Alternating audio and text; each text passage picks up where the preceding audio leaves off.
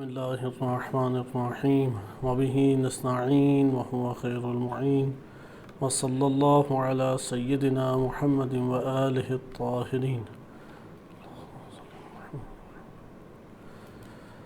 ہماری آج کی گفتگو قرآن کریم کی تفسیر سورہ توبہ کے حوالے سے شروع ہو رہی ہے۔ آپ کی خدمت میں بتوفیق الہی سورہ توبہ اور اس کی آیات میں وارد ہونے والے معانی پہ غور و فکر اور تدبر کے باب سے مطالب پیش کیے جائیں گے۔ آغاز گفتگو میں ہم قرآن کریم تفسیر اور اس کے بعد سورہ توبہ سے ایک تعلق کو ابتدائی طور پہ مطالعہ کرتے ہیں تاکہ ہمارے سامنے بعض ابتدائی معانی آ جائیں جن کے ذریعے سے اس تفسیر کو انشاءاللہ تعالی ہم آگے لے کے چلیں گے۔ سب سے پہلے چیز یہ ہے کہ تفسیر سے مراد کیا ہے، کیونکہ قرآن کریم کتاب الہی ہے، کتاب ہدایت ہے، کتاب رحمت و برکت ہے، تو ہم اسی قرآن کریم کو انشاءاللہ العزیز اس سے تمسک کے لیے، ہدایت کے لیے جب آغاز کر رہے ہیں تو چند باتوں کا جاننا ہمارے لیے ضروری اور لازم ہے، اور اسی اعتبار سے ہم انہی نظریات جو تفسیر کے باب میں اور قرآن کریم کے غور و فکر کے باب میں پیش کیے جائیں گے، پوری کی پوری آیات کا مطالعہ انہی افکار اور نظریات کے دائرے میں انشاءاللہ تعالی لیں گے۔ اس میں پہلا امر اس میں یہ ہے کہ خود تفسیر کسے کہتے ہیں۔ تفسیر سے یہاں پر مراد جو ہے وہ ہماری لغت کے اعتبار سے اگر دیکھیں تو لغت کے اندر تفسیر فسرہ سے مشتق ہے، اور اس کا مطلب ایک چیز کو واضح کرنا، ایک چیز کو آشکار کرنا ہے۔ مفردات راغب اور معجم المقاییس اللغہ دو قدیمی ہمارے پاس لغت کی کتابیں ہیں۔ لغوی معنی کیوں ضروری ہوتا ہے، اس کی ہمیں ضرورت کس وجہ سے پیش آتی ہے، ایک طولانی گفتگو ہے کہ ابھی ہم اس سے تھوڑا صرف نظر رہتے ہوئے چلیں گے۔ صرف اتنا عرض کیا جائے کہ اصل چیز یہ ہے کہ اللہ سبحانہ وتعالی نے قرآن کریم میں جو مطالب ذکر کیے ہیں، وہ مطالب کو بیان کرنے کے لیے جس زبان اور الفاظ کا استعمال اللہ سبحانہ وتعالی نے کیا، وہ وہی الفاظ اور کلمات تھے جو عوام میں بولے جاتے تھے۔ آیت اللہ یزدان پناہ حفظہ اللہ تعالی تفسیر المیزان کی شرح کا درس دیتے ہیں۔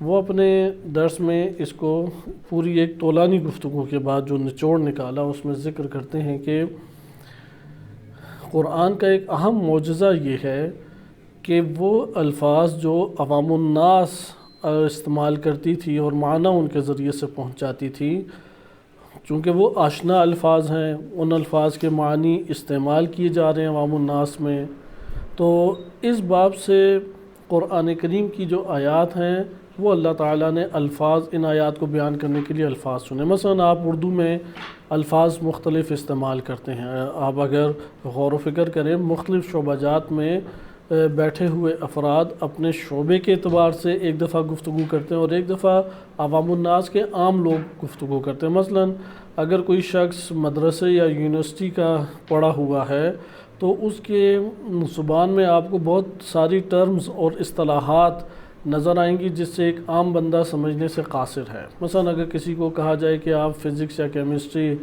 یا MBA وغیرہ کے سبجیکٹ کو آسان لفظوں میں سمجھائیں، اب آسان لفظوں سے کیا مراد ہے کہ آپ نے اس شعبے کی اصطلاحات کو نہیں لے کے آنا، چونکہ وہ اصطلاحات تو صرف اور صرف مخصوص طبقہ جو اہل علم یا اس ڈپارٹمنٹ سے متعلق ہے وہ سمجھ سکتا ہے۔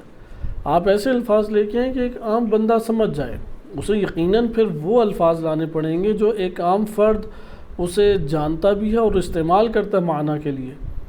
تو لیکن اس کے باوجود وہ فزکس، میتھمیٹکس، کیمسٹری یا اس طرح کے دیگر جو گروپس ہیں، ان کے مطالب یا اس علم کی جو دقتیں ہیں وہ ٹرمز کے بغیر انسان نہیں بیان کر پائے گا۔ مثلا اگر آج حتیٰ کسی فقیہ کو کہیں کہ آپ علم فقہ کی ٹرمز اور اصطلاحات کو استعمال کیے بغیر فقہی مسائل کے اوپر ذرا گفتگو کر کے دکھائیں تو اسے بہت مشکل پیش آئے گی۔ اب اس نے یہ کہنا ہے کہ یہ چیز واجب ہے، تو واجب ایک فقہی ٹرم ہے، تو وہ کون سا کلمہ لے کے آئے ادھر؟ وہ اب سوچے گا کہ میں مثلا لازمی قرار دینا، ضروری ہونا، یہ اردو میں چلتا ہے، یا ایک عام لفظ ہے جو عوام الناس میں چلتا ہے، وہ ممکن ہے یہ لے کے آئے۔ اب حرام کی جگہ ممکن ہے ممنوع لے کے آ جائے، ممنوع لفظ چلتا ہے، ایک بندہ حرام لفظ نہیں سمجھتا، یا ایک لفظ جو ہے وہ مباح ہے، مباح کلمہ ممکن ہے نہ سمجھتے ہوں، آپ کہتے ہیں تمہیں اختیار ہے انجام دو یا نہ انجام دو۔ اب آپ دیکھ لیں کہ وہ متبادل لفظ لائے گا تو وہ سمجھا تو دے گا، لیکن خود اسے بڑی مشکل پیش آئے گی کہ میں ٹرمز اور اصطلاحات کا ایک استعمال کیے بغیر ایک مطلب میں پہنچاؤں۔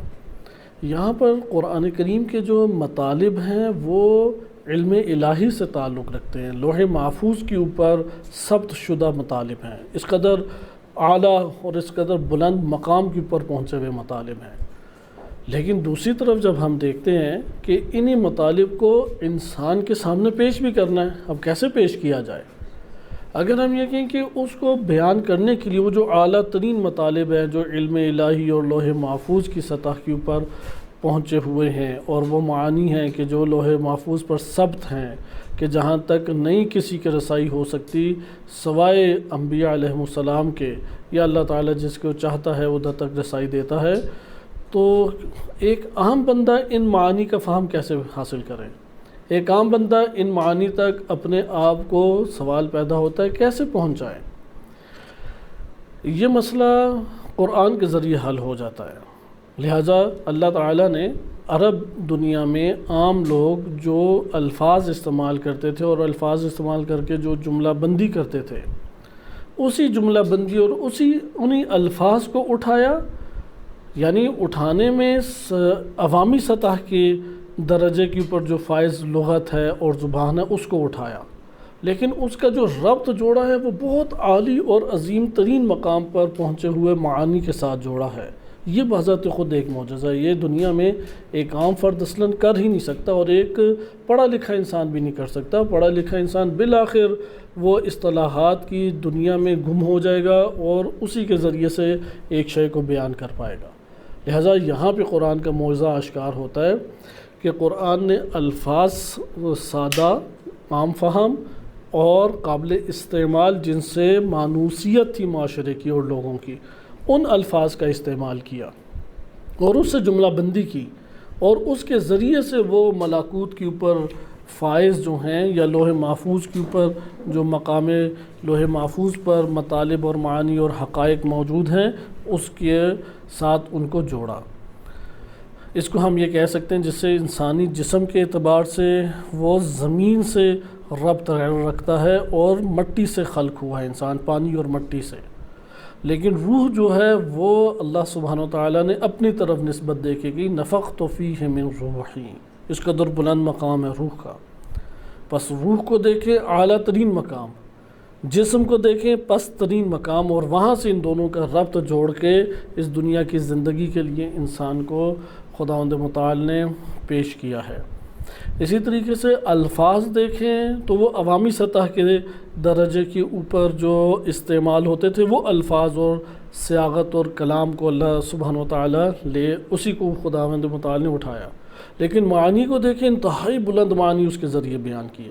اس طرف البتہ توجہ رہنی چاہیے کہ جب خداوند متعال نے الفاظ کا چناؤ کیا اور ان الفاظ کے ذریعے سے جملہ بندی کی، جملہ بنایا جسے آیت آپ کہتے ہیں، تو تب کمال فصاحت اور بلاغت اور اس کے ہمراہ کلمے کی نجابت اور طہارت کو مد نظر رکھا، کیونکہ عوام الناس ہمیشہ نجیب اور طاہر اور پاکیزہ کلمات کا استعمال نہیں کرتے۔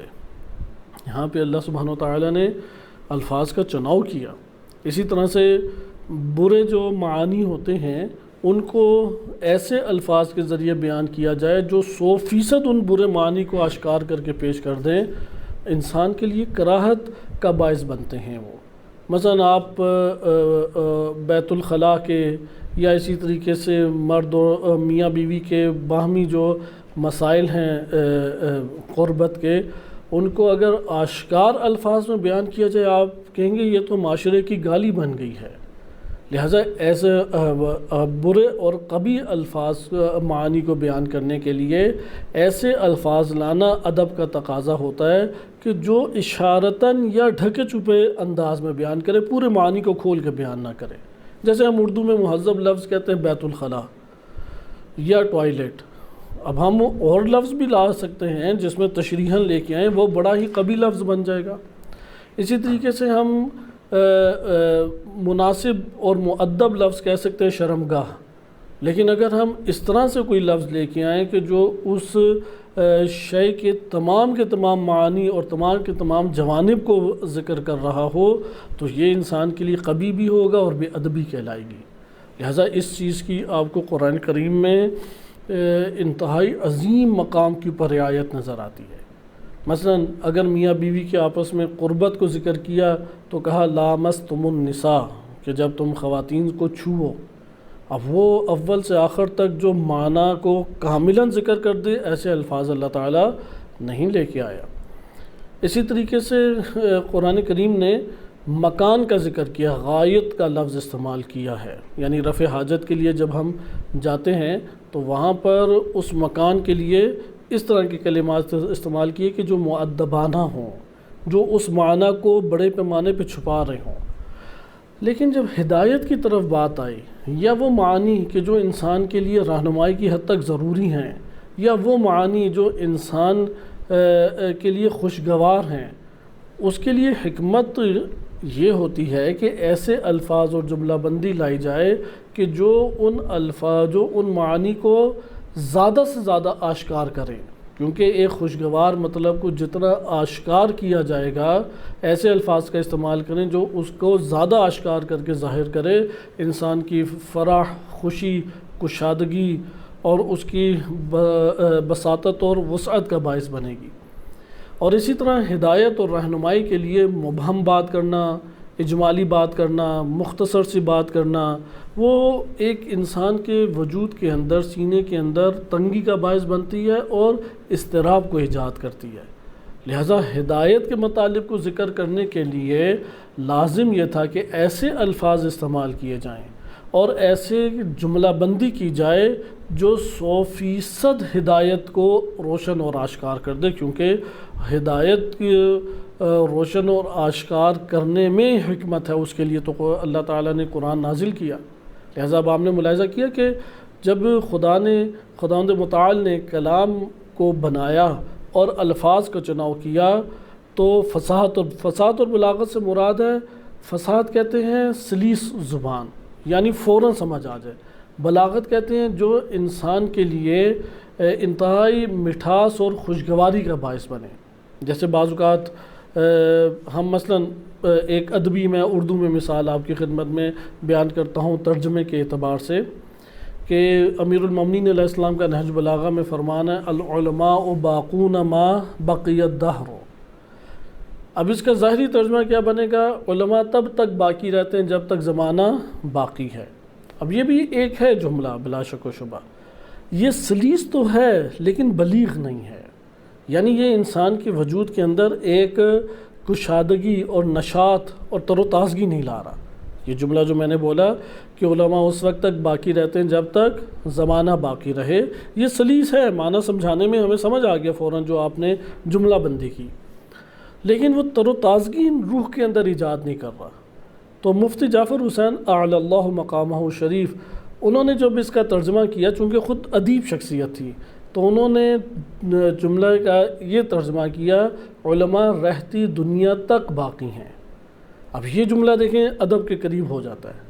ایک طرف ہے علماء جب تک علماء باقی ہیں جب تک دنیا باقی ہے، لیکن ادبی جملہ دیکھیں کیا بنا کہ علماء رہتی دنیا تک باقی ہیں۔ یہ ایک تر و تازگی جملہ لاتا ہے، ایک نشاط انسان کے وجود میں ایجاد کرتے ہیں، اسے کہتے ہیں بلاغت۔ لہذا بلاغت میں تشبیہ کا اسلوب ہے، کنایہ کا اسلوب ہے، یا اسی طریقے سے استعارہ ہے۔ پھر علم بدیع آ جاتا ہے کہ الفاظ کے محاسن کو دیکھ کے کون سا کلمہ زیادہ حسن رکھتا ہے، مثلا اردو میں بہت سارے ایسے الفاظ ہم استعمال کرتے ہیں کہ جس میں آپ الفاظ کا استعمال کر کے معنی پہنچائیں گے، لیکن ایک دفعہ آپ خوبصورت لفظ لے کے آ جاتے ہیں۔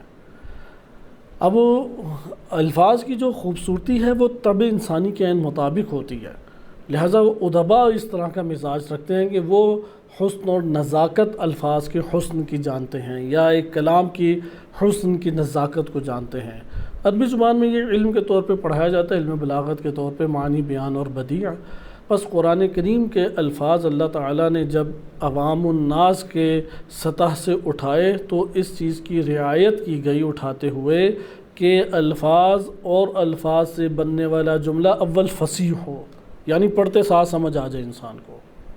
نمبر 2، وہ جب لفظ ہے وہ بہاری طبیعت پہ نہ ہو، تر و تازگی کو ایجاد کرے، وہ انسان کے وجود کے اندر ایک مٹھاس کو ایجاد کرے، خستگی کو دور کرے انسان کے وجود سے، تھکاوٹ کو دور کرنے کا باعث بنے۔ اس لیے قرآن کو سنتے ہیں تو سکون انسان کو محسوس ہوتا ہے، کلام کے اندر ایک قسم کے ایک دوسرے سے ارتباط کی وجہ سے ایسا ترنم پیدا ہو جاتا ہے کہ انسان اس کا احساس اپنے وجود میں ایک نزاکت کا احساس کر رہا ہوتا ہے۔ جیسے مثال کے طور پہ آپ قرآن کریم میں سورہ دہر کو مطالعہ کریں تو اس میں آپ کے سامنے مثلا کافورہ، سلسبیلہ یا مستطیرہ، یہ کلمات دیکھیں ایک خاص تناسب کے ساتھ آتے چلے جا رہے ہیں۔ یہ جو کلام میں الفاظ آتے چلے جا رہے ہیں، اس سے انسان کے اندر تر و تازگی پیدا ہوتی ہے۔ اسے کہتے ہیں کہ عوام الناس ہی کے استعمال شدہ الفاظ اور اسلوب کو اٹھایا، لیکن فصاحت کے، اعجاز کے سطح پہ اور بلاغت کی اعجاز، یعنی معجزے کی حد تک جو بلاغت پہنچی ہوئی ہے، معجزے کی حد تک جو فصاحت پہنچی ہوئی ہے، اس سطح کے اوپر اللہ تعالیٰ پھر اسے لے کے آئے۔ اس لیے وہ دنگ رہ گئے، کنگ ہو کے رہ گئے، جیسے ہوتے ہیں نا حیرت زدہ ہو کے زبان کا بند ہو جانا، اس طریقے سے وہ قرآن کو سن کے عرب ہو جاتے تھے، کیونکہ فصاحت و بلاغت سے اچھے طریقے سے واقف تھے۔ ان کے ہاں تو ایک دوسرے کے اوپر فخر و مباحات اور برتری کا جو پیمانہ تھا وہ تھا ہی فصاحت و بلاغت۔ اب جب قرآن آیا تو اس کو سن کے وہ لوگ ایک قسم کے دوسرے جہان میں پہنچ جاتے تھے، مدہوش ہو جاتے تھے۔ اس لیے نام نبی صلی اللہ علیہ وسلم کا نعوذ باللہ انہوں نے ساحر ڈال دیا، جادوگر کہنے لگے۔ جیسے کہ قرآن کی آیت بھی ہے کہ پورے قرآن میں ایک جگہ کلمہ احمد آیا، وَإِذْ قَالَ عِيسَى ابْنُ مَرْيَمَ يَا بَنِي اسرائیل، وہ وقت یاد کرو جب عیسیٰ بن مریم نے کہا اے بنی اسرائیل انی رسول اللہ الیکم، میں تمہاری طرف اللہ کا رسول ہوں، مصدقا لما بین یدی من التوراۃ، تورات میں سے جو کچھ میرے ہاتھ میں اس کی میں تصدیق کر رہا ہوں، تصدیق کرنے والا ہوں، ومبشرا برسول، ایک رسول کی میں تمہیں بشارت دیتا ہوں، یأتی من بعد اسمہ احمد، وہ میرے بعد آئے گا، اس کا نام احمد ہے۔ فلما جاءہم بالبینات، اور جب وہ آ گیا بینات لے کے، یعنی قرآن بینات ہے، ابھی یہ وصف آپ کی خدمت میں ذکر کیا جاتا ہے، واضحات ہے، جب وہ بینات لے کے آ گیا قالوا ھذا سحر مبین، یہ تو جادو ہے کھلا، کیونکہ جو انسان کو دنگ کر دے، پریشان کر دے، اپنے سحر میں انسان کو مدہوش کر کے، اس کے یعنی مدہوش سے مراد ہے کہ بالکل اس کی وادی میں، قرآن کی وادی میں وہ گم ہو جاتا تھا، محصور کن قرآن کا ایک ترنم یا قرآن کا ایک اعجاز جو ہے وہ ان کے سامنے آشکار ہوا۔ لہٰذا یہ آپ نے ملاحظہ کیا کہ الفاظ کس طرح سے جملہ بندی کی گئی، وہ عوامی سطح کے الفاظ، لیکن معنی انتہائی بلند۔ ائمہ اطہار علیہ السلام نے بھی قرآن ہی کی روش کو اختیار کیا، اس لیے جب ائمہ اہل بیت علیہ السلام نے جب معارف کو بیان کیا تو عوامی زبان میں اسے بیان کیا، لیکن وہ امام علیہ السلام کی سطح کی ہے، خالق کی سطح کی نہیں ہے، یعنی خالق دو جہان نے تمام کلاموں کی اوج کے اوپر، اعجاز کے اوپر اس کلام کی فصاحت و بلاغت کو پہنچایا۔ امام علیہ السلام یا معصوم ہستی نے اپنے دائرے میں رہتے ہوئے اس کو سطح بلاغت اور فصاحت کے اوپر پہنچایا۔ اس لیے ائمہ علیہ السلام کا کلام بھی بڑا فصیح اور بڑا بلیغ ہے اور بڑا متاثر کن کلام ہے۔ اس لیے ہر دور میں عظیم ترین خطباء میں ائمہ اطہار علیہ السلام کا شمار ہوتا رہا ہے۔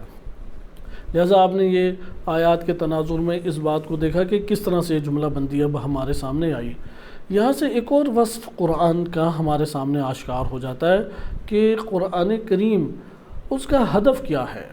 قرآن نے تکرار سے بیان کیا۔ اب میں آیات کی طرف اس ٹائم نہیں ہم جانا چاہتے کیونکہ سورہ توبہ ہی کو ہم جلد شروع کرنا چاہیں گے، لیکن اتنا تعارف ضروری ہے کہ اس تعارف کے ذریعے سے ہم قرآن فہمی کی طرف ایک لگاؤ پیدا کریں اور اس کا اہتمام کر سکیں۔ قرآن واضح طور پہ کتاب ہدایت ہے جو اس لیے اللہ نے نازل کی تاکہ ظلمتوں سے نکال کے اس کو نورانیت میں لے کے آیا جائے، ظلمتوں سے نکالے اور نورانیت کے دائرے میں لے کے آئے۔ اور اس کو قرآن کریم نے ایک جگہ نہیں کئی جگہ بیان کیا اور سنت الہی کے طور پہ بیان کی ہے۔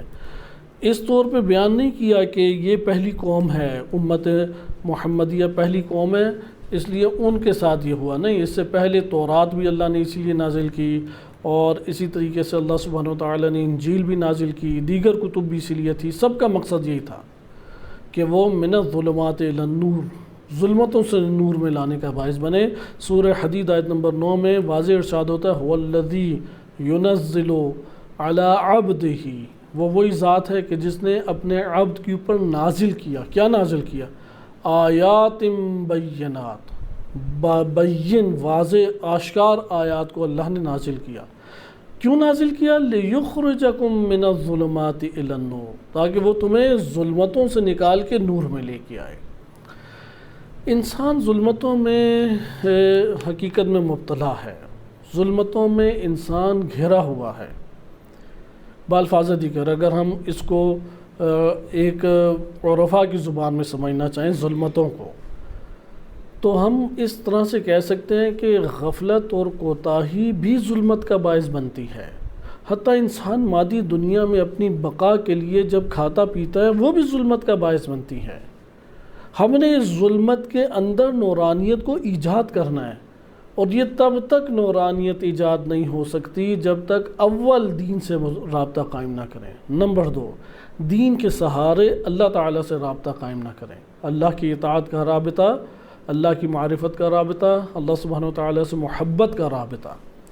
دین واسطہ بنتا ہے اور ہدف اللہ تعالیٰ کی ذات بنتی ہے۔ جب تک دین اور اس کے توسط سے اللہ سے رابطہ قائم نہ کیا جائے، اندھیروں میں ہے انسان یعنی نجاستوں کے اندر زندگی بسر کر رہا ہے۔ ایک جسم کی نجاست ہے، ایک روح کی نجاست ہے۔ اللہ تعالیٰ سے کے ذکر یعنی اللہ سے توجہ ہٹانا روح کی نجاست کا آغاز ہو جاتا ہے۔ جیسے مکھی جہاں بیٹھتی ہے فوراً گندگی پھیلانا شروع کر دیتی ہے، جیسے ڈاکومنٹریز میں دکھایا گیا ہے کہ مکھی بیٹھتی ہے تو گندگی پھیلانا شروع کر دیتی ہے۔ اسی طرح اللہ کی طرف سے توجہ ہٹتی ہے، جیسے ہی ہٹے گی ایک ظلمت ایجاد ہونا روح کے اوپر شروع ہو جائے گی اور آہستہ آہستہ بڑھنا شروع ہو جائے گی۔ جیسے اندھیری رات کی تاریکی یا سفید ایک چادر کے اوپر تیزی سے کالی سیاہ ترین شے یا رنگ تیزی سے چڑھتا چلا جاتا ہے، بالکل اسی طرح جتنا اللہ کی طرف سے توجہ ہٹائیں گے اتنا بڑھتا چلا جائے گا۔ مثلا کھانے پینے بیٹھ گئے، اب مدہوش ہو کے بیٹھے، کھانے پینے بیٹھے توجہ ہی نہیں اللہ کی طرف، جتنا کھا پی رہے ہیں اول شیطان بھی شریک ہے۔ بسم اللہ پڑھ لی، ٹھیک ہے، شیطان سے جدا ہو گئے، لیکن بسم اللہ نہیں پڑھی، شیطان ساتھ کھا رہا ہے، روح کے اندر ظلمت ایجاد کر رہا ہے، وہ اندھیرے ایجاد کر رہا ہے۔ اب یہ وہ ہے کہ جو اسلام لا چکا ہے، جو ایمان لا چکا ہے، اس کے لیے یہ ظلمتیں۔ لہذا ظلمتیں فقط اقرار سے بھاگ نہیں جاتی، ظلمتیں بھاگتی ہیں جب نور سے تعلق قائم کیا۔ جیسے قرآن کی آیت بھی ہے افمن کان میتن، کیا وہ شخص مردہ نہیں تھا، فجعلناہ نورا، تو ہم نے اس کے لیے ایک نور قرار دیا۔ وہ مردہ تھا تو ہم نے ایک نور قرار دیا۔ یمشی بہن فی الناس، وہ لوگوں میں اسی نور کے ہمراہ چلتا تھا۔ اگر نور کے ہمراہ لوگوں میں چل رہا ہے یہ نورانیت ہے، اگر اس نور کو ترک کر کے چل رہا ہے تو مردہ لاشیں چل رہی ہیں۔ اسے کہتے ہیں کہ بدروہیں، کلمہ اچھا ایجاد ہوا ہے بدروح، چونکہ ایک روح بد ہو جاتی ہے، ایک روح جو ہے خوب روح ہے۔ خوب روح وہ ہے کہ جو نورانیت کے ہمراہ ہے، بد روح جو ظلمتوں کے ہمراہ ہے، واقعی اسے ڈرنا چاہیے، اسے گھبرانا چاہیے۔ وہ کون سی بدروحیں ہیں؟ جہاں پہ اللہ کا ذکر نہیں ہے وہاں پہ بیٹھی روحیں بدروحیں ہیں، جس جگہ پہ اللہ تعالیٰ کی طرف توجہ نہیں ہے وہ بدروحیں ہیں۔ لہٰذا آپ نے دیکھا کہ ظلمتوں کے اندر زندگی بسر کر رہے ہیں۔ اللہ تعالیٰ نے اپنے عبد کو بھیجا اور عبد کے اوپر آیات بینات کو اللہ نے نازل کیا، لِيُخْرِجَكُم مِّنَ الظُّلُمَاتِ إِلَى النُّورِ، تاکہ تم بینات کے ان آیات بینات کے ذریعے سے وہ تمہیں ظلمتوں سے نور کی طرف نکالے۔ وَإِنَّ اللَّهَ بِكُمْ لَرَؤُوفٌ رَحِيمٌ، یہ اللہ کی مہربانی اور رحمت کی بدولت ہے۔ اللہ تعالیٰ بہت رؤوف اور رحیم ہے۔ قرآن کی اور بھی کئی آیات ہیں، پس اسی آیت سے ہم استفادہ کرتے ہیں، بقیہ آیات کی طرف نہیں جاتے، چونکہ بعض تفسیر کے دوران انشاءاللہ تعالیٰ نکات ہمارے پاس آئیں گے۔ ہم قرآن کا ایک تعارف کرتے ہوئے تفسیر کا اب مطلب سمجھنے کی کوشش کریں، کیونکہ تفسیر کے معنی سے یہ بات شروع ہوئی تھی، لیکن اس جگہ پہ خلاصتاً چند امور ہمارے سامنے آگے جو یاد کرنے کے قابل ہیں، بنیادی ترین ہمارے اعتقادات سے یہ تعلق رکھتے ہیں۔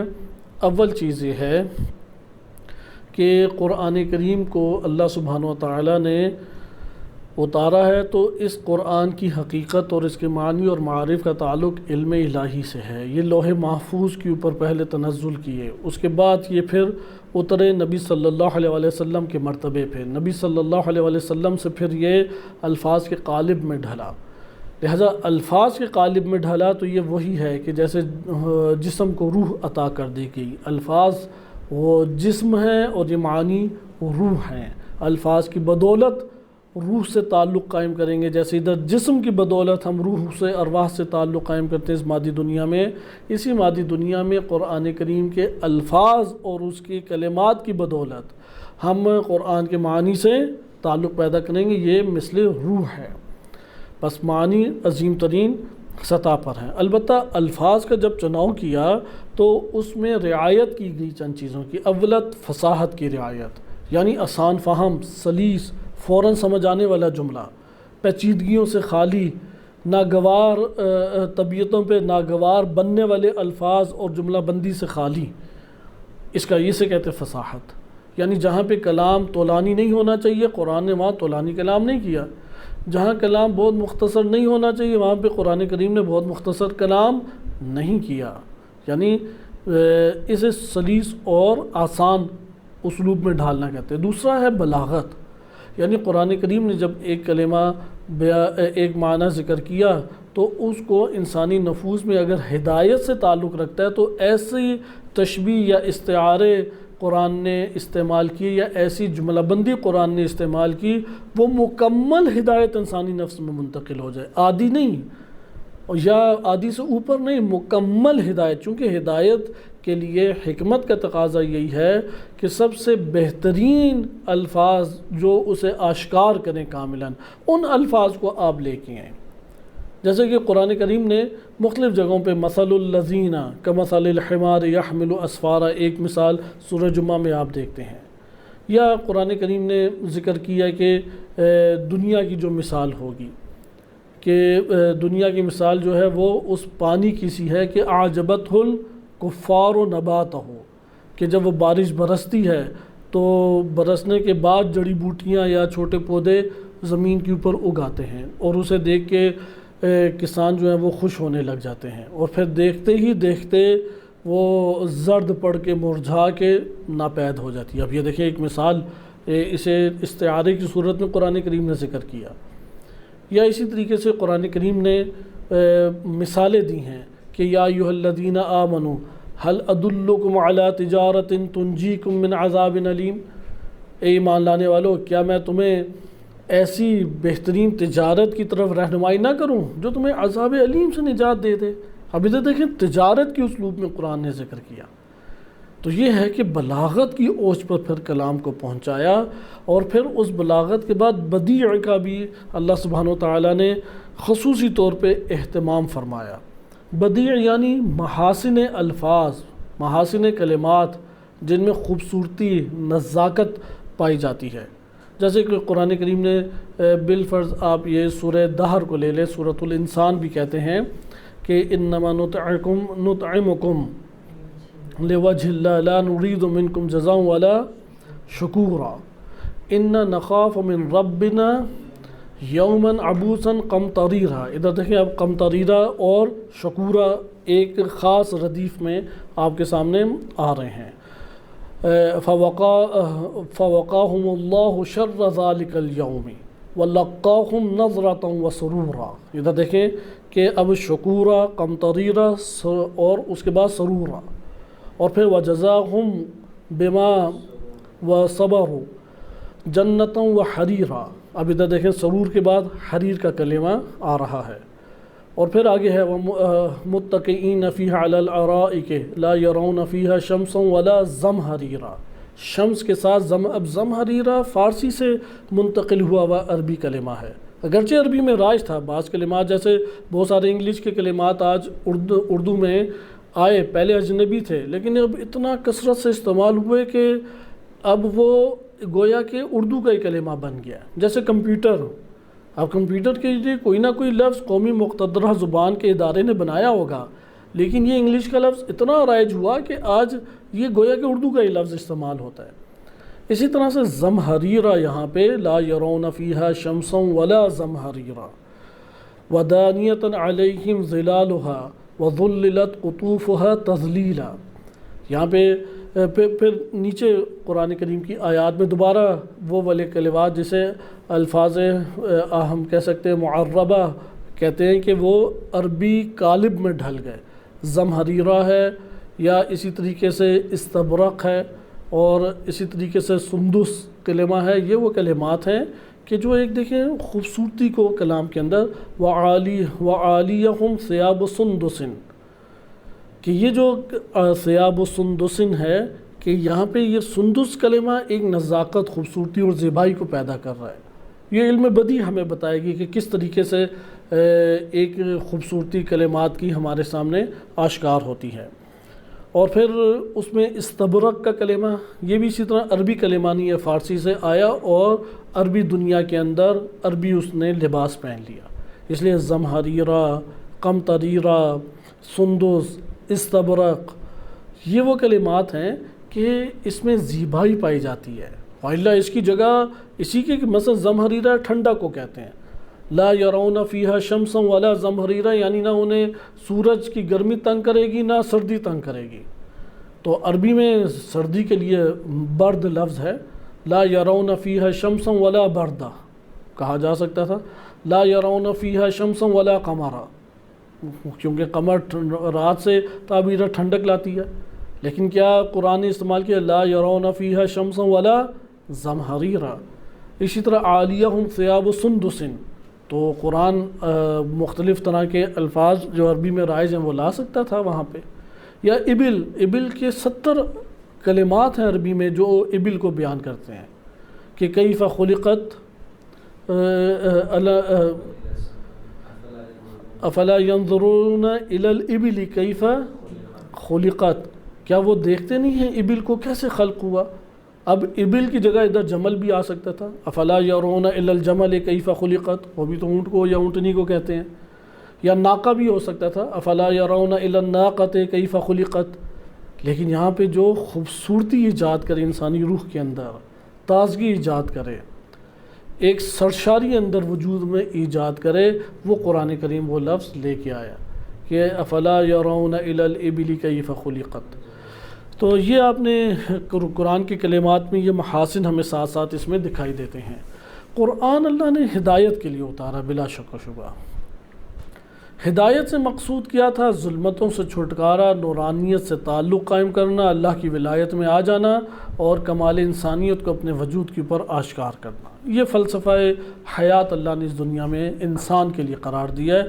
ہر ذرے ذرے کی حیات کا اپنا فلسفہ ہے اس کائنات میں. کیڑے کی حیات کا اپنا فلسفہ ہے، چرند پرند کی حیات کا اپنا فلسفہ ہے، نباتات، شجرات، حجرات، ان سب کا اپنا ایک فلسفہ موجود ہے. انسان کو کیوں خلق کیا گیا، پھر زمین کے اوپر کیوں اتارا گیا؟ قرآن نازل ہوا ہے تو انسان بھی نازل ہے. ہر شے اس کائنات کے اندر نازل ہے، وہ اوپر سے نیچے نزول کی طرف آ رہی ہے. اب نزول سے پھر اس نے صعود کی طرف، اوپر کی طرف خود جانا ہے، اس لیے جو لے کے آیا مثلا بیج اترا ہے تو جو اندر ہے وہ اس کو ابھار کے پھر آگے کا سفر کر جائے گا۔ لہٰذا انسان اس دنیا میں کیوں آیا ہے؟ ظلمتوں کے قالب میں بند ہو کے آیا ہے، نورانیت کا اس نے پیکر بننا ہے، اور نورانیت کے ذریعے کمال کو اپنے وجود کے اوپر اس نے آشکار کرنا ہے، جلوہ گر کرنا ہے، اور پھر اگلے جہان کے اندر اس نے چلے جانا ہے۔ لہٰذا انسانی جسم کی مثال اس بیج کی سی ہے کہ آج کے دور میں تو یہ آپ آرام سے مشاہدہ کر سکتے ہیں کہ آپ ایک گلاس لیں شیشے کا، مٹی بھریں، گلاس کے شیشے کے بالکل ساتھ بیج کو رکھ دیں اور تھوڑا سا پانی دیں، چند دنوں بعد دیکھیں گے بیج سے نیچے جڑ نکلنا شروع ہو گئی ہے، تھوڑا سا اور پانی دیں گے بیج کے اوپر سے تنا نکلنا شروع ہو گیا ہے، اور پھر اسے غذا ملے بیج کو تو وہ بیج اوپر گزرتے ہوئے اپنا کچھ وجود ختم کر رہا ہے اور نیچے جڑ بنتے ہوئے کچھ وجود ختم کر رہا ہے۔ ایک وقت آئے گا کہ بیج کے اوپر تنا اور اس کے پتے نکل آئیں اور بیج ختم ہو گیا۔ انسانی جسم اس بیج کا خول ہے۔ لہذا انسان اس دنیا کے اندر جتنا اپنا جسم استعمال کرتا ہے، جس طرح وہ تنا گلاس سے باہر نکل رہا تھا اور ایک جہان، الگ جہان میں، گلاس سے باہر جہان میں سرشاری کے ساتھ زندگی بسر کر رہا ہے، انسان کا وجود بھی اسی طریقے سے ہے۔ وہ مادی جسم ادھر ہے، لیکن یہ مادی جسم جتنی حرکت کرتا ہے، مثبت حرکت کرے یا منفی حرکت کرے، جس طرح ادھر گلاس سے باہر ایک تنا اوپر کی طرف نشو نما پا رہا ہے، وہ کڑوا بھی ہو سکتا ہے، وہ زہریلا بھی ہو سکتا ہے، وہ میٹھا بھی ہو سکتا ہے، وہ پھلدار بھی ہو سکتا ہے، اور وہ کانٹے دار بھی ہو سکتا ہے، یہ ایک الگ چیز ہے، لیکن وہ پروان چڑھ رہا ہے۔ انسان اس دنیا میں بدنی، اختیاری، ارادی جو حرکت انجام دیتا ہے، حتیٰ سوچ کے اعتبار سے، تصور کے اعتبار سے، نیت کے اعتبار سے، ارادے کے اعتبار سے، جو ابھی جسم سے صادر نہیں ہوئی یہ چیزیں، ہر چیز انسان کے جسم کو گھول رہی ہیں، وہ اس انسان کے جسم کو آہستہ آہستہ مٹا رہی ہیں، اور اس کا وجود حقیقی دوسرے جہان میں نشوونما پا رہا ہے، یا کانٹے دار ہے، یا پھلدار ہے، یا میٹھا ہے، یا زہریلا ہے۔ اب یہ اس کے اوپر ہے کہ کیسا اس نے حرکت کیسی انجام دی ہے۔ لہذا آپ نے ملاحظہ کیا کہ اس کو کہتے ہیں ظلمتوں کے جہان میں زندگی بسر کرتے ہوئے نورانیت کا سفر طے کرنا مقصود ہے انسان کے۔ اس کے لیے اسے حرکت کس سمت ہو، کس نوعیت کی ہو، کون حملہ آور ہوگا، اس حملہ آور سے کیسے بچاؤ کرے، رہنمائی چاہیے، اسے طریقے پتہ ہونے چاہیے، وَإِلَّا تو یہ ظلمتیں اسے کھا جائیں گی، وہ اس کو تباہ و برباد کر دیں گی۔ وہ پودا اور تنا نکلے گا لیکن خود بھی تلخ ہوگا، زہریلا ہوگا، اور اس کی شدت احساس کر رہا ہے، کانٹے دار ہے، جہنم بنائے ہوئے ہیں، یا میٹھا، تر و تازہ، سایہ دار، دلکش، خوبصورت، جنت بنائے ہوئے ہے۔ لہذا انسانی جسم حرکت میں ہے، حرکت کرتے ہوئے مٹے گا۔ جب حرکت ہے تو جسم مٹ رہا ہے، ہمارا جسم ہر حرکت کی صورت میں مٹ رہا ہے، کیونکہ موت کے قریب جا رہا ہے۔ ہر سانس، ہر حرکت موت کے قریب لے کے جا رہی ہے۔ موت یعنی اس جسم کا رابطہ انسانی روح سے ٹوٹنا۔ لہذا آپ نے ملاحظہ کیا کہ اب اس حرکت میں سمت چاہیے، اس حرکت میں انسان کو چاہیے کہ کس طرف اس نے جانا ہے، کون رہنمائی کرے، کون اسے بتائے۔ یہاں پہ لازم تھا کہ اللہ سبحانہ وتعالیٰ اس کے وجود کے اندر ایک چسپ لگا دیتا، اسے کہتے فطرت، جو اسے بار بار صحیح سمت کی طرف لے کے جائے۔ جی پی ایس مثلا لگا دیا موبائل میں، وہ فوراً آپ کو بتا رہا ہے، لیکن باہر والے جو ظلمتیں ہیں، شیطان، اس نے گڑبڑی اتنی کر دی کہ جی پی ایس کا سسٹم ہی اس نے تھوڑا سا خراب کر دیا۔ عقل دی اللہ تعالیٰ نے، عقل کے ذریعے سے انہی جہان ظلمتوں کے اندر غور و فکر کر کے جان لے، تو عقل کو ضعیف بنا دیا اس نے۔ پھر بیرونی طور پہ اللہ نے عبد بھیج دیا، نبی اور امام، ایسا نور بھیج دیا کہ وہ ان ظلمتوں کے اندر چراغ ہے، ان تمام کے تمام بیابانوں میں اونچا مینار ہے کہ جس مینار کو دیکھ کے انسان کی توجہ چلی جاتی ہے۔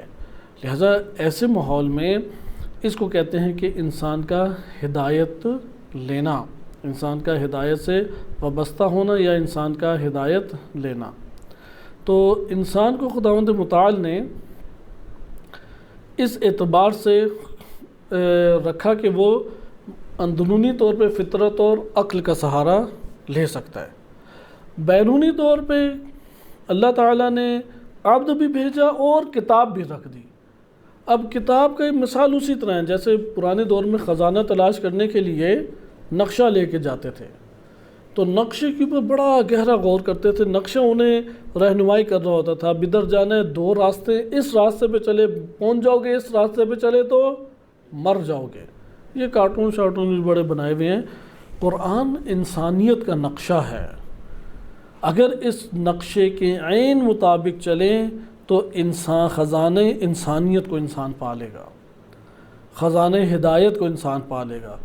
اگر اس نقشے میں انحرافی راہ کو اختیار کیا تو انسان مشکلات اور مصائب کا شکار ہوگا، یہاں تک کہ بدروح یا مردہ روح بن کے افکانہ میت ہو کے رہ جائے گا۔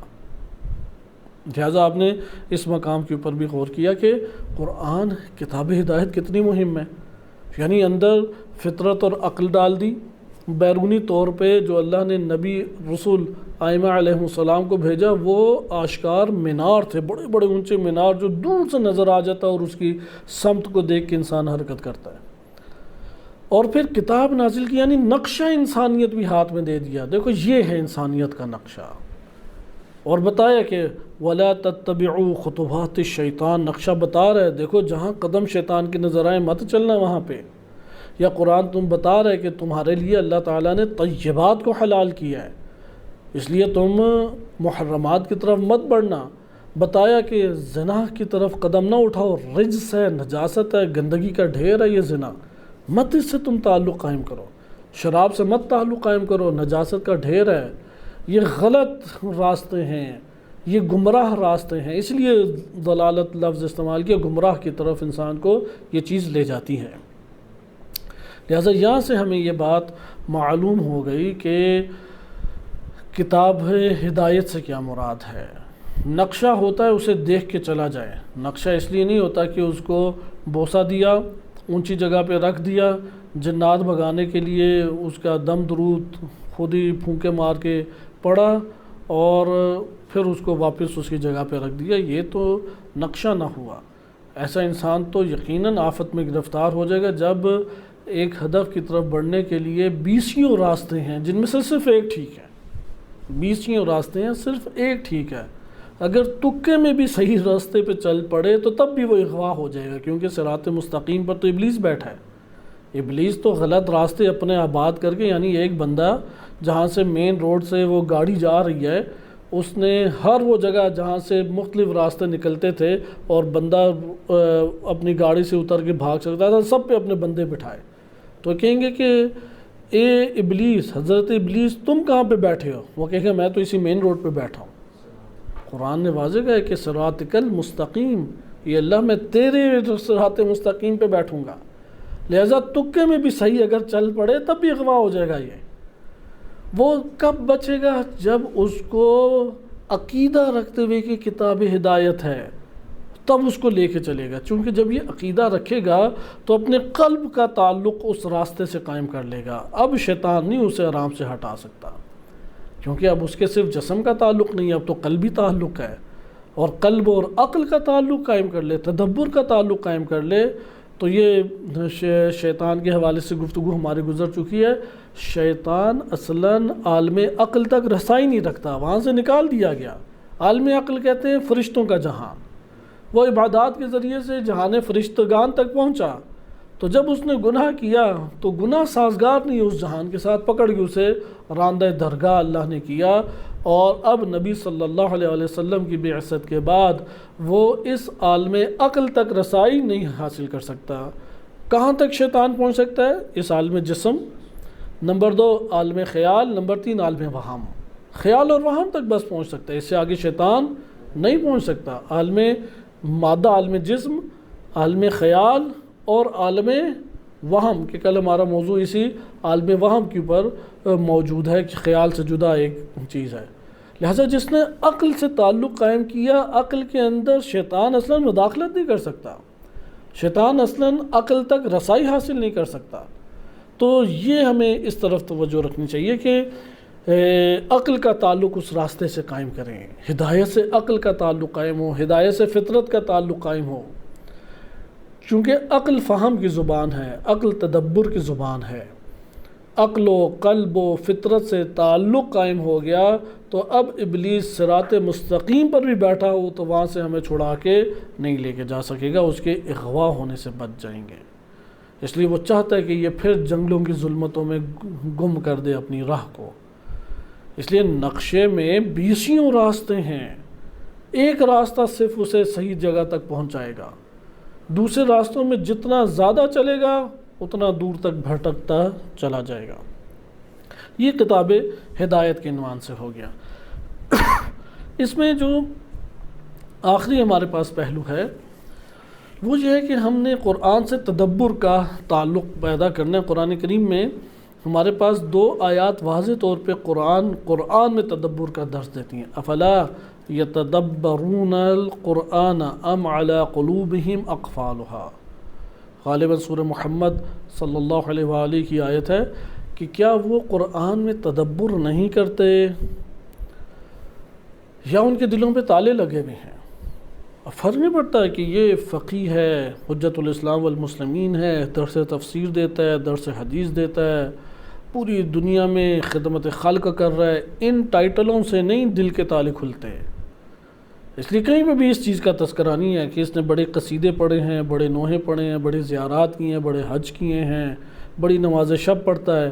نہیں، افلا یتدبرون القرآن ام علی قلوبہم اقفالها، یہ کیا آیات الہی کی پر تدبر نہیں کرتے؟ ہر آیت پہ ایک تالا لگا ہے جس کی کلید اور چابی وہ تدبر فی القرآن ہے۔ وہ تدبر کریں گے تو اس کا معنی آپ کی سطح تک کے لیے کھل جائے گا جتنی آپ کے ہاں وسعت ہے، کیونکہ چابی کھولیں گے تو اچانک ایک بہتا پانی کا سمندر ہے، اور آپ کے پاس جو ظرف ہے، برتن ہے، وہ کتنا وسعت رکھتا ہے، جتنی وسعت رکھتا ہے اتنا لے لیں گے، بقیہ سارا آپ کے پاس سے گزر جائے گا، نہیں پکڑ سکیں گے اسے۔ اس لیے ہر آیت وہ ایک بہتا سرچشمہ ہے، اس کی دقتیں ہیں، اس میں عمق پایا جاتا ہے، وہ انسان کو لوح محفوظ تک رسائی حاصل کرا دیتا ہے۔ لیکن یہ جس نے تالا کھولا ہے، اس کا برتن کتنا تھا جو لے کے آیا؟ ایک بندہ کپ لے کے آ جائے دریا کے پاس اور دریا کے پاس رکھ دے تو دریا تو اس کا کپ بھی بھرے گا، اس کے بعد وہ جہاں جہاں سے پانی پکڑنے کی کوشش کرے وہ تو نہیں پکڑا جائے گا، اس لیے وہ اس کا مال نہیں بنے گا۔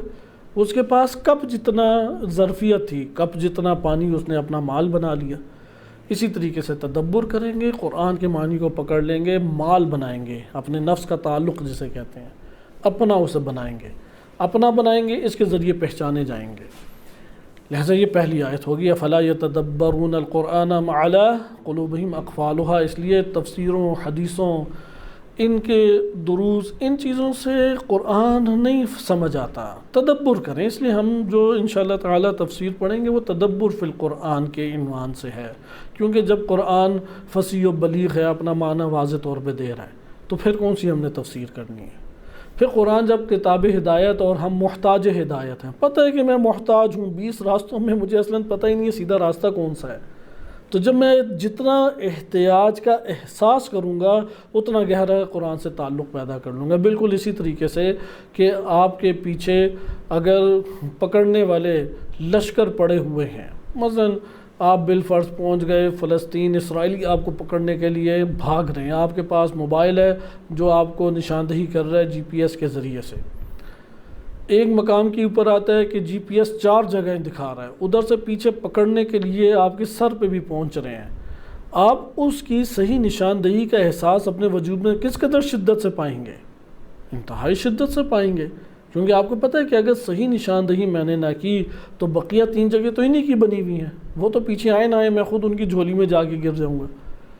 یہاں پہ جس شدت کے ساتھ آپ اپنے لیے رہنمائی کی احتیاج کا احساس کریں گے اور اس کو صحیح طریقے سے بند کر کے کھول کے دوبارہ اس سے رہنمائی حاصل کر کے چلنے کی کوشش کریں گے، قرآن اسی طریقے سے ہے، شیاطین پیچھے پڑے ہوئے ہیں، ظلمتوں نے جکڑا ہوا ہے، ضعف اندر طاری ہو چکا ہے، نورانیت ہمیں سانسوں کی طرح چاہیے، لہٰذا احتیاج نہیں پائیں گے تو یہ کتاب ہدایت تو آپ کے لیے کتاب فقط و فقط تقدس و تعظیم رہ بن جائے گی۔ لازم ہے کہ احتیاج ہدایت اپنے اندر پائیں ہم، صرف نام لینے سے نہیں، یہ رٹا تو ہر کوئی لگا لیتا ہے کتاب ہدایت ہے۔ قرآن کی بعض آیات بھی یاد کر لیں، ھدی للناس وبینات من الہدی والفرقان، اچھا واضح آشکار ہیں، یہ بات بھی ہم نے یاد کر لی۔ اب تو بہت زیادہ یہ ہمارے معاشرے میں الحمدللہ علماء بیان کرنے لگ گئے، قرآن بینات ہے، واضح ہے، آشکار ہے، سمجھنے کی کوشش کرو۔ چلو ٹھیک ہے، ہم نے سمجھ لیا، کیوں پھر قرآن نہیں کھول رہے؟ کیوں قرآن سمجھنے کی کوشش نہیں کر رہے؟ کیوں سمجھنے کے لیے بھاگ دوڑ نہیں کرتے؟ کیونکہ اپنے آپ کو محتاج قرآن نہیں پاتا۔ نفس اتنا باغی ہے اندر، اتنا باغی ہے، محتاج قرآن اقرار کے باوجود نہیں پاتا۔ اس لیے بعض علماء ذکر کرتے ہیں کہ کافر اور ہم جیسے مسلم میں پھر فرق ہی کیا ہے؟ صرف ایک فرق ہے، وہ اقرار نہ کر کے بدبخت قرار پایا اور ہم اقرار کر کے دائرہ اسلام میں قدم رکھ گئے۔ دل اندر دونوں کے ہی اس احساس سے بیگانہ ہے کہ ہم محتاج ہدایت ہیں۔ کافر بھی نہیں کہتا کہ میں محتاج ہدایت ہوں، اور ادھر ہم اپنے آپ کو اگر دیکھیں تو ہم بھی کیا کہتے ہیں؟ محتاج ہدایت، یعنی اقرار کرنے کے ہیں محتاج ہدایت، لیکن نہیں، اپنے اندر تسلیم نہیں کیے ہوئے۔ بس ہم چاہتے ہیں کہ ہم محتاج جاب ہیں، اس لیے جاب کے لیے بھاگ دوڑ کرتے ہیں، محتاج مال ہیں، مال کے لیے بھاگ دوڑ کرتے ہیں، محتاج فیملی و خانوادہ ہیں، فیملی کے لیے بھاگ دوڑ کرتے ہیں، ہدایت کے محتاج نہیں ہیں۔ وہ احتیاج ہی کسی کو نہ ہو تو وہ کیوں رجوع کرے؟ لہٰذا ہم نے ادھر ملاحظہ کیا کہ یہ احتیاج کا احساس کریں۔ جب احتیاج کا احساس کریں گے تو وہ غور و فکر سے حل ہونے والا ہے۔ نقشہ یہ نہیں سمجھ آتا آسانی سے، نقشے کے اپنے کلمات ہیں، نقشے کے اپنے بعض سمبلز ہیں، بعض رمز ہیں، بعض علامات ہیں، کوئی اسے تدبر سے جانے گا تو تب پتہ لگے گا۔ لہذا یہاں پہ ہمارے لیے لازم ہو جاتا ہے تدبر کریں۔ یا قرآن کریم میں اسی طریقے سے سورہ صاد آیت نمبر 29 میں ارشاد باری تعالی ہوتا ہے، کتاب انزلناہ الیک، یہ کتاب ہے جو ہم نے آپ کی طرف نازل کی ہے، مبارکن، جو بہت بابرکت ہے، یعنی مبارک اللہ نے اسے قرار دیا ہے۔ کیوں؟ لیدبروا آیاتہ، تاکہ وہ لوگ اس میں تدبر کریں، وَلِيَتَذَكَّرَ أُولُو الْأَلْبَابِ، اور اس میں اہل عقل کے لیے، اولو الالباب کے لیے بہت یاد دہانیاں ہیں۔ یہ آپ نے ملاحظہ کیا کہ تدبر کی زبان۔ آیت اللہ جوادی عاملی حفظہ اللہ تعالیٰ اپنی تفسیر تسنیم میں ایک خوبصورت نقطہ ذکر کرتے ہیں، قرآن اللہ تعالیٰ نے جہانی خلق کیا ہے، تمام لوگوں کے لیے ہے۔ جیسے قرآن نے ذکر بھی کیا ہے کہ نبی صلی اللہ علیہ وسلم کے بارے میں، اور فقط نبی اکرم صلی اللہ علیہ وسلم ہی وہ نبی تھے جو پورے جہان کے لیے تھے، بقیہ تمام انبیاء اپنے اپنے خطوں یا بعض قوموں کے لیے تھے۔ تو نبی صلی اللہ علیہ وسلم کے بارے میں سورہ سبا آیت نمبر 28 میں ارشاد ہوتا ہے، وَمَا أَرْسَلْنَاكَ إِلَّا كَافَةً لِلنَّاسِ، ہم نے آپ کو تمام کے تمام لوگوں کے لیے، کافۃً للناس خصوصیت سے آیا، تمام کے تمام لوگوں کے لیے ہم نے آپ کو رسول بنا کے بھیجا ہے، بشیر و نذیرہ، بشیر و نذیر بنا کے بھیجا ہے۔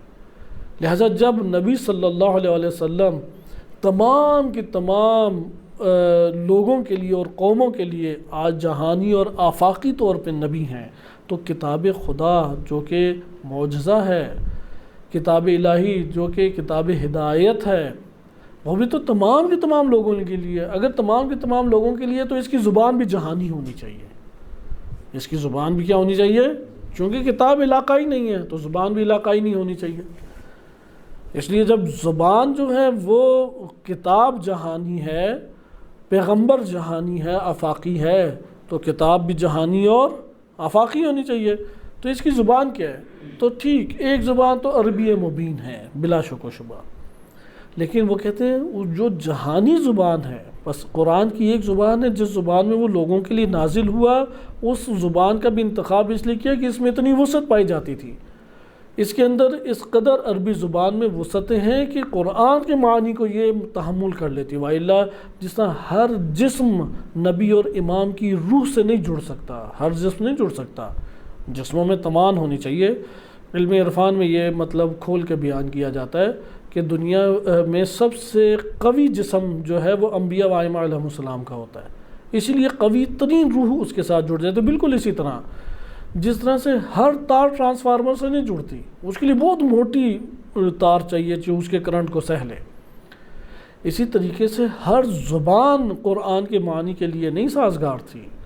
عربی زبان کے اندر اتنی وسعتیں تھی کیونکہ عربی زبان کے اندر جہانی کلمات آہستہ آہستہ رواج پا گئے اور وہ عربی کا حصہ بن گئے۔ عبرانی بھی ہے، سریانی بھی ہے، اور اسی طریقے سے فارسی بھی ہے، یہ اس دور کی جہانی زبانیں تھیں۔ لہٰذا یہ ایک مخلوق ثقافت کا مظہر بنتا چلا گیا عرب جہان جو ہے، کیونکہ تجارتی منڈی بنتی تھی مکہ کی زمین، اور ادھر سے روم اور یمن کے درمیان جتنی تجارتیں تھیں ان کا اڈا یہی بنتا تھا، تو اس لیے یہاں پہ پھر الفاظ بھی اس طرح کے آہستہ آہستہ وارد ہونے لگے۔ بہرحال یہ ایک طولانی ہمارے پاس گفتگو ہو جاتی ہے۔ خلاصہ کلام کہ عربی میں یہ قوت تھی، اس لیے عربی کا انتخاب کیا، لیکن پھر بھی ہم یہ کہیں گے کہ وہ آفاقی زبان کون سی ہے کہ جس کو ہر کوئی سمجھ سکتا ہے۔ اسے بالآخر اگر عربی عالمی زبانوں میں سے ہے لیکن سارے خطے تو نہیں سمجھ سکتے، اور ٹھیک ہے کہ کسی ایک زبان کا انتخاب تو کرنا تھا، جیسے کوئی ایک جسم تو ہونا تھا نبی صلی اللہ علیہ وسلم یا ائمہ اطہار علیہ السلام کی ارواح سے تعلق قائم کرنے کے لیے کوئی نہ کوئی جسم تو ہونا تھا، تو کس جسم کا انتخاب کیا؟ جو اسلاب مطہرہ میں تھا، جو پاکیزہ ترین اسلاب میں آیا، جن کے والدین نجابت اور طہارت کے اعتبار سے نمایاں ترین شخصیات تھیں، بہترین قبائل کا انتخاب کیا، بہترین مٹی کا انتخاب کیا۔ اس طرح انتخاب کر کے اللہ تعالیٰ نے ایک جسم کو جس کے اندر بھرپور توان اب اللہ تعالیٰ نے رکھی ہے، اس کے ساتھ روح نبی صلی اللہ علیہ وسلم کا ارتباط قائم کیا۔ اسی طریقے سے یہاں پہ سوال پیدا ہوتا ہے کہ عربی زبان کے علاوہ کیا اور کوئی زبان تھی کہ یہ تحمل رکھتی؟ تو ایسا نہیں ہے۔ مثلا چینی زبان بہت قدیمی زبان ہے، فارسی زبان قدیمی زبان ہے، لیکن یہ تحمل نہیں رکھتی تھی، عربی زبان یہ تحمل رکھتی تھی، اس لیے اس کے اندر اللہ تعالیٰ نے قرآن کو نازل کیا۔ لیکن اب اس کو جہانی ہونا ہے، جیسے نبی صلی اللہ علیہ وسلم جسم مطہرہ سے ان کا تعلق روح کا قائم ہوا، اب اس نے جہانی ہونا ہے، آفاقی ہونا ہے۔ عربی بھی اسی طریقے سے جب تعلق قائم ہوا، اب اس نے جہانی ہونا ہے، تو جہانی ہونے کے لیے جہانی ایک عنصر موجود انسانوں میں ہونا چاہیے جو ایک جہانی زبان کا باعث بنے۔ آیت اللہ جوادی عاملی حافظہ اللہ تعالیٰ کے مطابق وہ عنصر مشترکہ، وہ عنصر انسانی اور عنصر جہانی وہ فطرت ہے، اور فطرت کی زبان عقل کی زبان ہے، لہٰذا عقل سے پردے فطرت کے ذریعے ہٹتے ہیں۔ فطرت عقل کو جب استعمال کریں گے فطرت آشکار ہوگی، فطرت جب آشکار ہوگی عقل کے اوپر سے پردے ہٹیں گے، لازم ملزوم ہے ایک دوسرے کے ساتھ۔